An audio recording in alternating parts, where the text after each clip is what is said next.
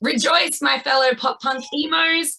The ever so popular Florida rockers Mayday Parade will be returning to Australian shores this April to tour their latest record, What It Means to Fall Apart. I have Brooks here to chat to us all about it. Welcome, Brooks.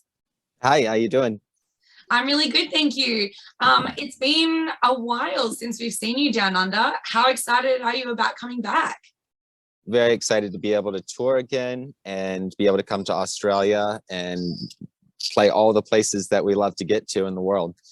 Oh, that makes me so happy. And I think fans are pretty obviously very, very excited that you're coming back down. Some dates have sold out so fast that you've needed to add more. After the pandemic and, not being able to tour internationally and things like that, did you expect this kind of response or has it blown you away?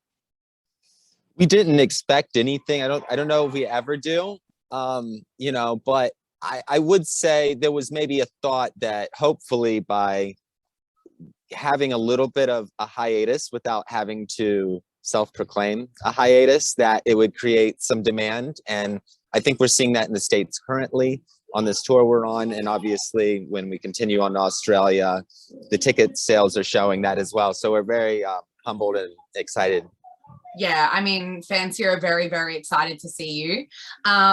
What It Means to Fall Apart was released late last year. How are you feeling about the response to this record? It's so hard to tell currently. Honestly, I wish I had a better feel for it. On tour, I think it's good. So we only play a couple tracks from that record every night just because we have, we've always done that for every release. You only play like a couple tracks and kind of get a vibe. There's a lot of crowd singing though for the songs that we do play. And so it seems to be good, and only time will tell, where it stands with the rest of our records. Well, I guess that leads kind of perfectly into my next question around like playing the tracks live. Like, how excited are you to play these new tracks and old tracks, I guess, to Aussie fans? Yeah, so of course we're playing the self-titled record. That's kind of how we theme the tour.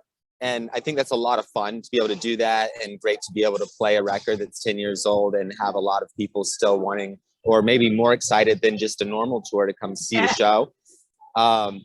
So yeah, of course we're excited to play the songs and get a better feel for the crowd reaction. And as we see streaming numbers grow, that's always, exciting. And yeah, we kind of trade some songs out from the new record. So I'm not sure if we'll play the same ones here. I don't like to even say what they are. Yeah, for sure. No, keep it a surprise. Yeah, but we rotate through a couple different tracks from it. So it's always fun. It's maybe one of the more enjoyable parts of the set because it's fresh and not, the same music we play all the time. Of course.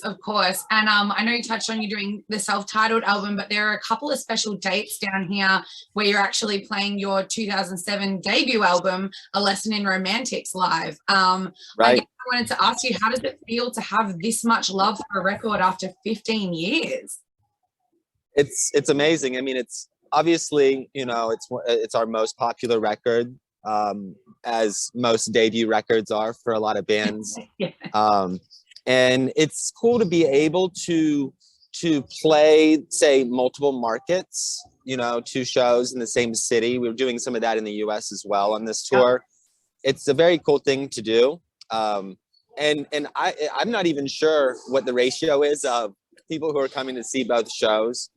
But basically, like, anytime you can sit in the same city for 2 days is amazing for a touring band, because we're just always on the go.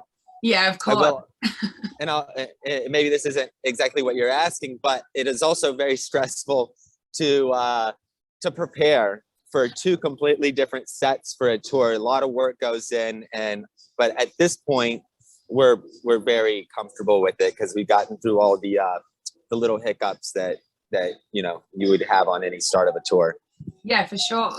And I believe that your tour pretty much ends in the US and then comes straight out here, so it'll be nice and fluid for you.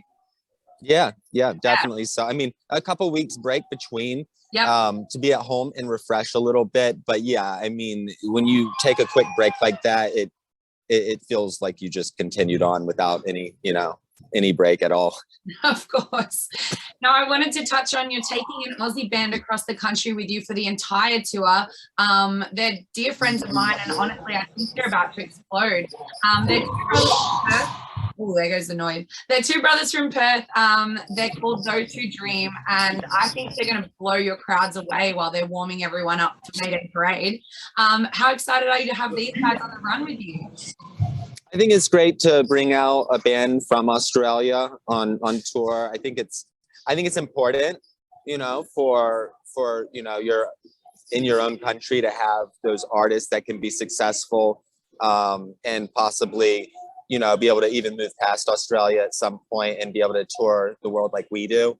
Yeah. So it's always nice and feels good to us to try and expand a band's fan base. Of course they can do that on their own, but hopefully they take some of our fans with them. I think that they definitely will. And if anyone who's watching or listening isn't too familiar, like you wait for Those Who Dream, because they're going to blow up. Absolutely. Yeah. We're excited to do the tour with them. Nice.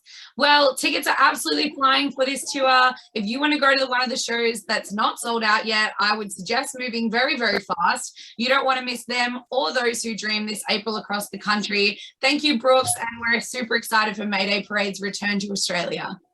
Yeah, thank you, Lily. We'll see you over there. Thank you. See you there.